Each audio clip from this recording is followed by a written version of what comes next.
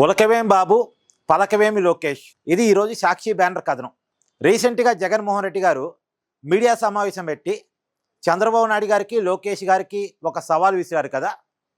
Group 1 మీద CBI ఎంక్వైరీకి నేను సిద్ధం, మెగా డిఎస్సి మీద మీరు సిద్ధమా?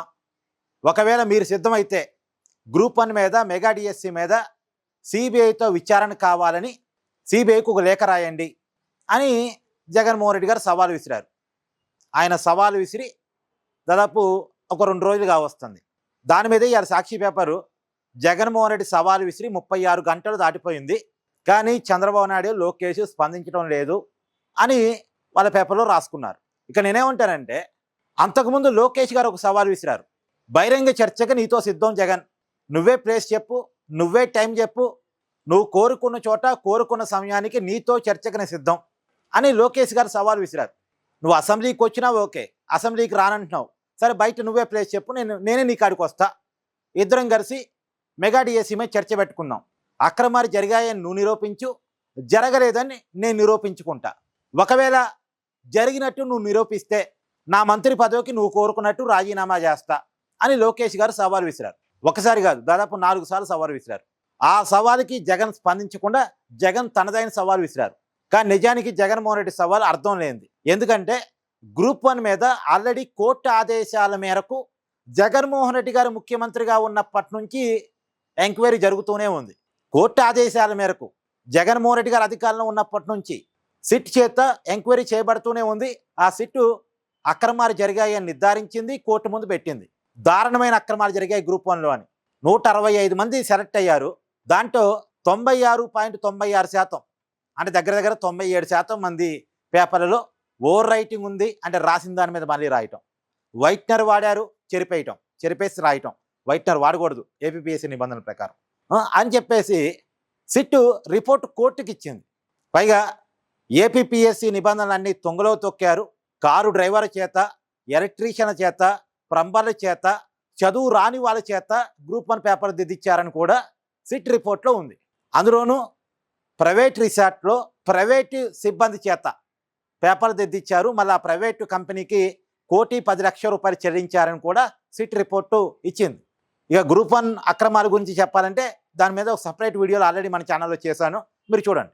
సో గ్రూప్ 1 అక్రమాల మీద సిట్ రిపోర్ట్ ఆల్రెడీ ఉంది, దాని మీద కోర్టు కూడా ప్రాథమిక నిర్ధారణకు వచ్చింది, అది జరుగుతుంది. కానీ మెగా డిఎస్సి విషయంలో వైసీపీ కోర్టుకు వెళ్ళింది. మెగా డిఎస్సిలో అక్రమాలు జరిగాయని వైసీపీ ఎమ్మెల్సీ పర్వతిరెడ్డి చంద్రశేఖర్ రెడ్డి 2 సార్లు కోర్టుకు వెళ్ళారు. అలా కాకుండా కొంతమంది చేత ప్రైవేట్ పిటిషన్లు కూడా వైసీపీ వేయించింది, కొంతమంది గ్రూప్ 1 అభ్యర్థుల చేత వేయించింది, గ్రూప్ 1తో సంబంధం లేని కొంతమంది చేత కూడా కోర్టులో పిటిషన్లు వేయించింది. దాదాపు 300కు పైగా పిటిషన్లు కోర్టులో వేయించింది. కానీ ఏ పిటిషను నిలబడలే. మెగా డిఎస్సిలో అక్రమాలు జరిగాయని కనీసం ప్రాథమిక ఆధారాన్ని కూడా కోర్టు ముందు వైసీపీ సబ్మిట్ చేయలేకపోయింది. ఇప్పుడు గ్రూప్ 1 అక్రమాల మీద ఎంక్వైరీ చేపిస్తుంది ఎవరు? కోర్టు.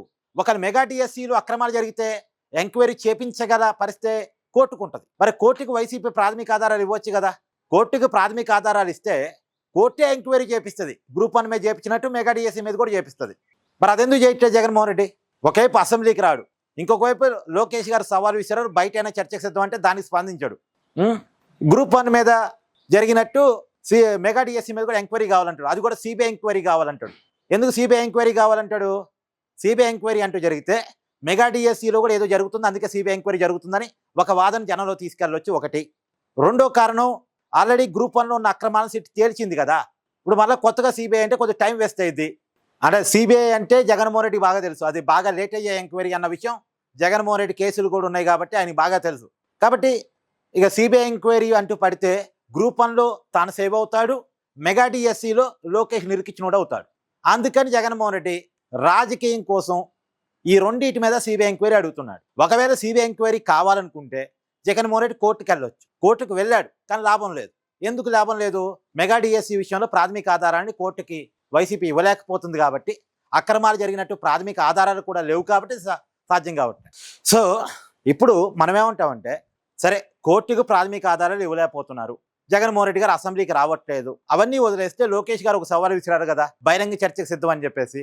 జగన్మోహన్ రెడ్డి గారు లోకేష్ గారు పబ్లిక్గా డిబేట్ చేయగలిగితే అక్రమాలు జరిగాయని జగన్మోహన్ రెడ్డి గారు, జరగలేదని లోకేష్ గారు, వాళ్ళిద్దరి మధ్య డిబేట్ జరిగితే ఏది నిజం అన్నది ప్రజలకు అర్థమైంది. Direct debate.